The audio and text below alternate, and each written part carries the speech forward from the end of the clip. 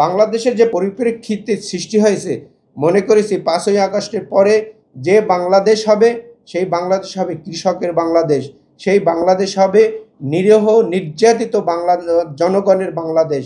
কিন্তু আজকে সেই গুণগত পরিবর্তন এখনো দেখতে পারতেছি না। আজকে বিএনপির নেতৃত্বে যারা আমরা যুগপৎ আন্দোলন করেছি, তখন একটি বাক্য ছিল শেখ হাসিনা মুক্ত বাংলাদেশ, আওয়ামী লীগ মুক্ত বাংলাদেশ, বাকশালীর মুক্ত বাংলাদেশ। কিন্তু দেখতে পারতেছি না। আজকে আপনারা ইতিমধ্যে আলোচনা শুনেছেন যে জাতীয় জুলাই সনদ স্বাক্ষরিত হয়েছে।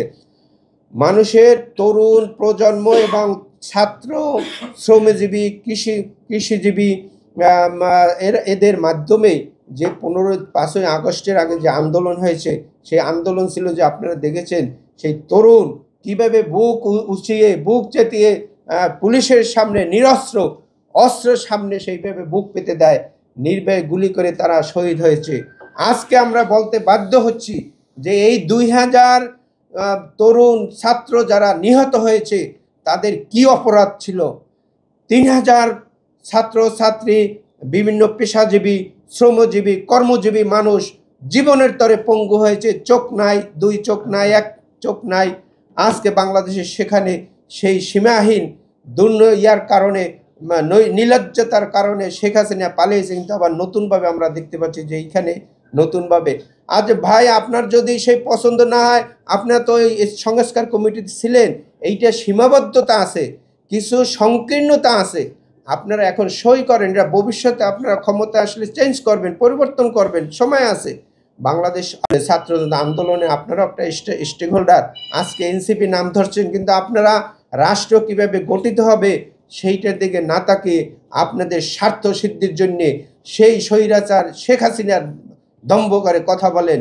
নির্বাচন কমিশন নির্বাচন করতে দেবেন না, নির্বাচন কমিশনারকে বলেন যে এটা সেই সিরাজউদ্দৌলা।